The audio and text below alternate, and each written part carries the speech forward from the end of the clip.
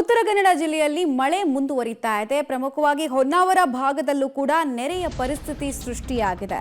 ಹೊನ್ನಾವರದ ಗುಂಡಬಾಳ ನದಿಯಲ್ಲಿ ಪ್ರವಾಹದ ರೀತಿಯಲ್ಲಿ ನದಿ ಸ್ವರೂಪವನ್ನು ಬದಲಾಯಿಸ್ತಾ ಇದೆ. ಕ್ಷಣಕ್ಕೂ ಕೂಡ ಗುಂಡಬಾಳ ನದಿ ನೀರಿನ ಮಟ್ಟ ಏರಿಕೆ ಆಗ್ತಾ ಇದೆ. ನದಿ ತೀರ ಪ್ರದೇಶದ ತೋಟದ ಮನೆಗಳಿಗೆ ಈಗಾಗಲೇ ನೀರು ನುಗ್ಗಿದೆ.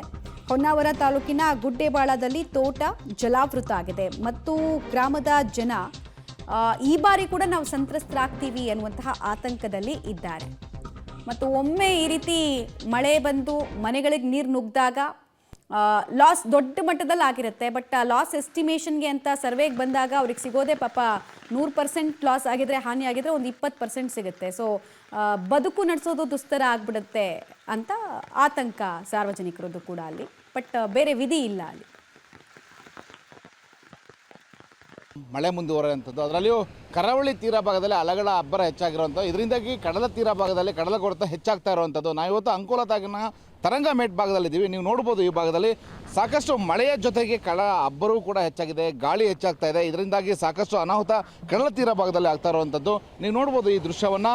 ಅಲೆಗಳ ಅಬ್ಬರ 5 ಮೀಟರ್ಗೂ ಹೆಚ್ಚು ಎತ್ತರದಲ್ಲಿ ಈಗ ತೀರ ಪ್ರದೇಶಕ್ಕೆ ಹೊಡಿತಾ ಇರೋದು. ಇದರಿಂದಾಗಿ ಕಡಲ ಕೊರೆತ ಹೆಚ್ಚಾಗಿದೆ. ಇನ್ನು ಗಾಳಿ ಅಬ್ಬರ ಇದ್ದಾಗ ತೀರ ಪ್ರದೇಶದಲ್ಲಿ ಅಲೆಗಳು ಹೆಚ್ಚು ಬರ್ತದೆ, ಜೊತೆಗೆ ಕಡಲ ಉಬ್ಬರವೂ ಕೂಡ ಇರ್ತದೆ. ಇದರಿಂದಾಗಿ ಸಾಕಷ್ಟು ಅನಾಹುತಗಳಾಗುವಂಥದ್ದು. ನೀವು ನೋಡ್ಬೋದು, ಈ ಭಾಗದಲ್ಲಿ ಸುಮಾರು 10ಕ್ಕೂ ಹೆಚ್ಚು ತೆಂಗಿನ ಮರಗಳು ಹೋಗಿದ್ದಾವೆ. ಈಗ ಮನೆಗಳು ಕೂಡ ಈಗ ಧರೆಗುಳಿಯುವಂಥ ಸಾಧ್ಯತೆಗಳಿದ್ದಾವೆ. ಯಾಕೆಂದರೆ ಕಡಲ ಕೊರೆತದಿಂದ ಸಾಕಷ್ಟು ಅನಾಹುತ ಆಗಿದೆ.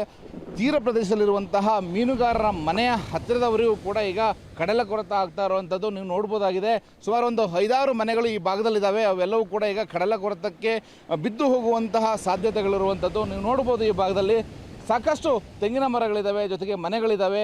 ಅವೆಲ್ಲವೂ ಕೂಡ ಈಗ ಕಡಲ ಕೊರೆತಕ್ಕೆ ಬಿದ್ದು ಹೋಗುವ ಆತಂಕ ಇರುವಂಥದ್ದು. ಜೊತೆಗೆ ಈಗಾಗಲೇ ತೆಂಗಿನ ಮರಗಳು ಬಿದ್ದಿದ್ದಾವೆ. ಅಲೆಗಳ ಅಬ್ಬರ ಕ್ಷಣಕ್ಕೂ ಹೆಚ್ಚಾಗ್ತಾ ಇರುವಂಥದ್ದನ್ನು ಗಮನಿಸ್ಬೋದಾಗಿದೆ.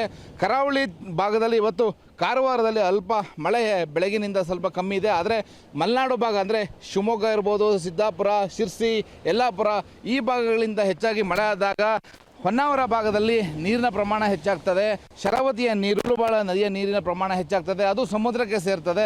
ಇನ್ನು ಕರಾವಳಿ ತೀರ ಭಾಗದಲ್ಲಿ ಹೆಚ್ಚಿನ ವಾಯುಭಾರ ಕುಸಿತ ಆದಾಗ ಅಲೆಗಳ ಅಬ್ಬರ ದೊಡ್ಡ ಪ್ರಮಾಣದಲ್ಲಿ ತೀರ ಪ್ರದೇಶಕ್ಕೆ ಬಂದು ಆಗುವಂಥದ್ದು, ಅದರಲ್ಲಿ ಕಡಲ ಕೊರೆತ ಹೆಚ್ಚಾಗುವಂಥದ್ದು. ಈಗಾಗಲೇ